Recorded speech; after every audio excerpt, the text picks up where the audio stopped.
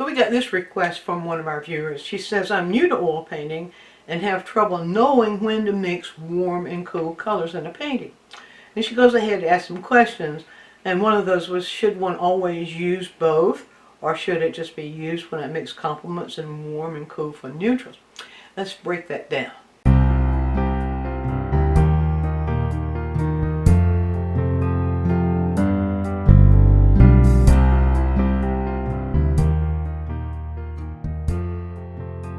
Alright, let's start with the color wheel. We're used to the 12 colors on the color wheel, but those colors, all the ones we're used to looking at, are really high intensity colors. Now we know that on one side we have cool, and on the other side we have warm, but we can add to that the lower intensity versions of those, and see those coming up now. Now all those colors we see inside those fully saturated colors, those colors are the ones that we see mostly in nature. Those are the ones we're going to be mixing, and those are the ones that are going to relate more strongly to the whole warm and cool idea. Now, as we're moving on with looking at the color wheel, we can divide it in half, and that division point can be between the yellow, orange, yellow, green, and red, violet. Now you see those because people have trouble knowing where to make that division. So we have the warm version, which you just saw, and now you have the cool version of the color wheel. With that red violet I have placed on both sides. Now let's go individually with the degrees of saturation and watch what happens.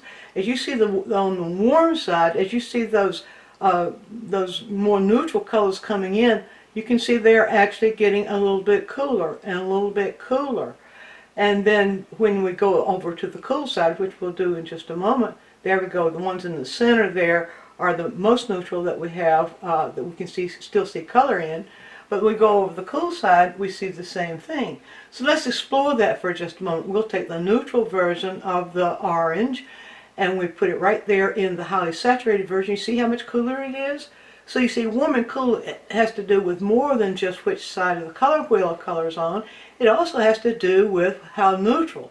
So we'll go with a little bit more saturation there, put those side by side with the orange, and you see it's a little bit cooler. Coming up to a little bit more saturation right here, we put this down, and there you see it's getting warmer, but it's still cooler than the most neutral one we looked at. And then we'll take the one that is just barely neutralized, and still we can see that a little bit cooler.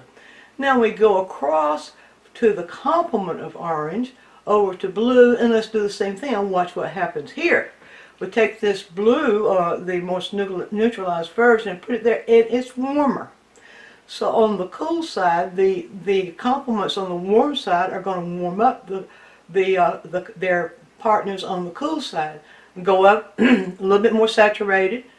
It's a little bit warmer. It begins to feel a little bit more towards purple, and purple towards red, so therefore a little warmer. We go up another band. And see, each one of these progressively gets a little bit more saturated. There we go again. It feels a little bit warmer. We go to the one right next to it. It's barely neutralized, and we see here again it gets a little warmer. We have kind of a different thing going on between those divisions that I talked about, the yellow, green, and red, violet. Between those divisions, it does a little bit more tricky stuff. But let's take a look. Look at the yellow-green there, and let's take the neutralized version of the yellow-green right here. We'll plop it right here, and look at that. It seems cooler. Now we'll go up a little bit closer, up a little bit closer, and we take a little bit more saturated version. Take a sample of that, just like we do before. Plop it down right here. You see there what happens? That temperature, it gets a little bit closer and a little bit closer, but that's still feeling. We can see that difference in the temperature. We can see how very, very warm that yellow-green feels, and how much cooler it feels as we bring those degrees of intensity or degrees of neutrality up closer to it. Now we go right across back to the red-violet, and we'll do the same thing again. Now watch what happens. You see there, as we put that neutralized version into the red violet, what happens? It begins to feel a little bit warmer. We'll do that again. Put the neutralized version in, and it feels still a little bit warmer. Come up another degree of neutrality. We see that again. It's a little bit hard to detect sometimes because as we do these, we can see some change in value. But if you can imagine that when you have that change in value, just add in your head a little bit light to the darker color. Now here I'm going to compare things actually in nature. I have cows in a field with woods behind. And watch, keep your eye on the green portions and watch as I move it up into the warmer part of the greens. Notice how we can see the pasture where the light's shining as being warmer. We can feel it cooler as it moves into the forest. Then we see if we move those cows over to the warmer side of the wheel, we can see how they fit there. Now let's do a little bit of analysis here and examine exactly where do those colors fit as far as warm and cool. So we'll just take a sample. We'll start with one of the cows, and we'll just take a sample. And what we're going to do is we're just going to clone a little bit of that cow, the color of that cow. We'll clone it and just sort of, there we go, right there, randomly placed. Now look, compare the temperature of the cow, or actually the neutrality and the temperature. You can see there's some, we can move around and we can find that within that cow, we see that neutrality cooler. We put it up in that higher intensity and it doesn't fit at all. So that tells us then that most of what we see in nature is going to be in that neutral area, and that more neutral is going to be on the warm side, the cooler it's going to be. And so if you're having trouble mixing those colors, try mixing towards neutrality to get them a little bit cooler, or in the case of being on the cool side, a little bit warmer, and you might find that you're going to come closer to getting the colors you want. Now I want to go over and examine the greens and see where those fit. And usually you say, that's green grass. So a lot of people will just pull out a green. Well, let's take a look. It's not really a green, but you see there it's more of a yellow green, and you see it's a very low intensity. A cooler yellow green than the high intensity that we actually feel. I'm testing it over here in the cooler colors, and you see it just doesn't fit. It fits about right in here in those cooler versions, more neutral versions of that yellow green. So we compare it up here, and now you really see it.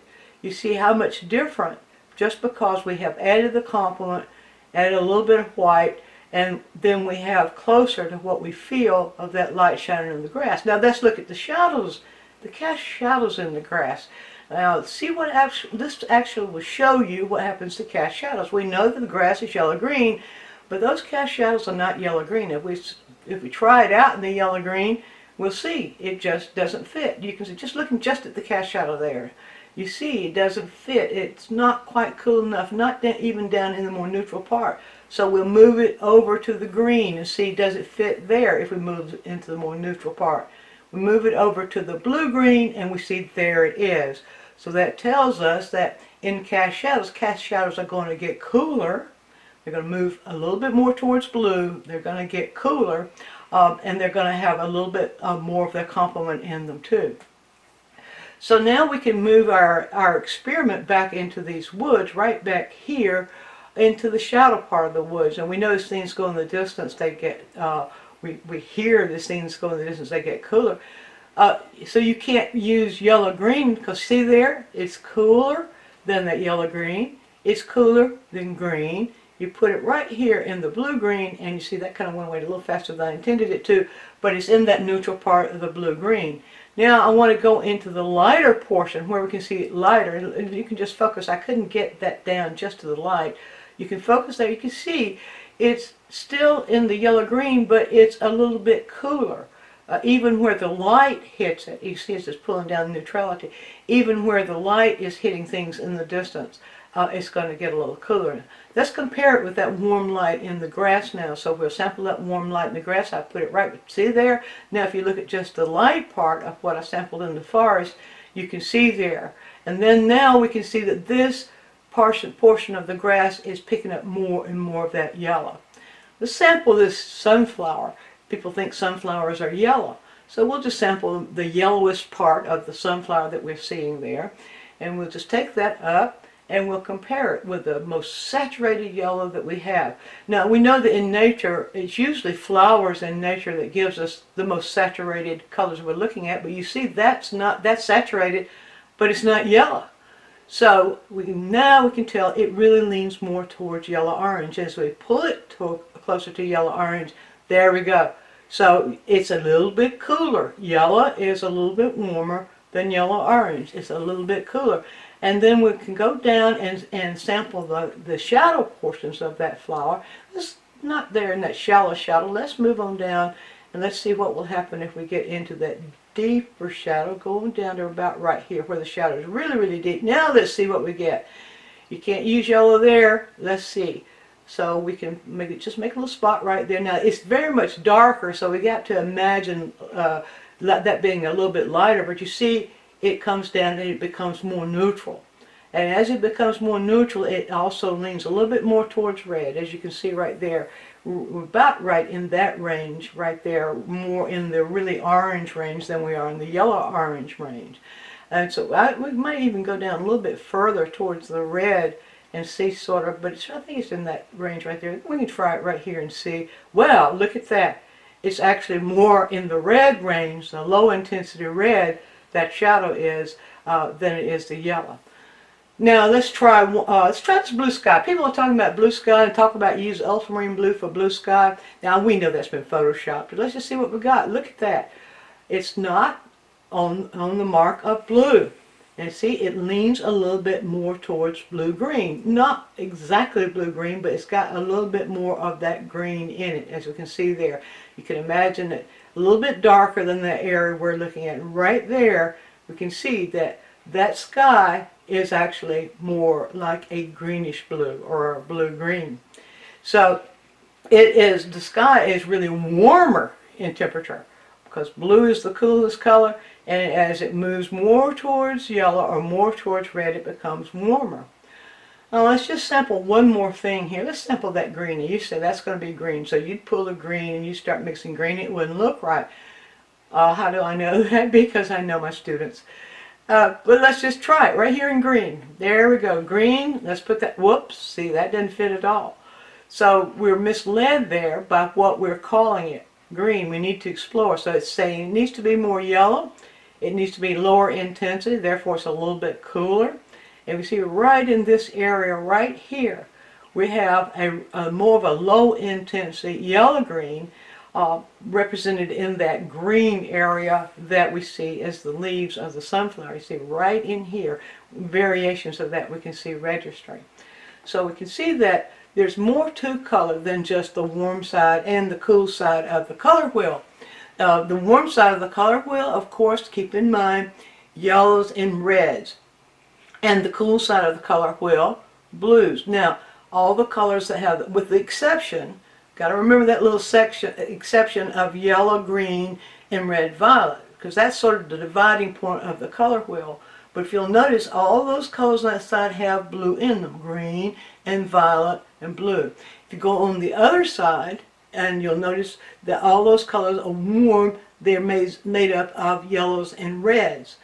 Well, and oftentimes people will say, well, orange has got to be the lightest or the warmest color because it's complement of blue. No, orange is a combination of the yellow and the red, and therefore it is the complement of blue, but that doesn't make it the warmest color.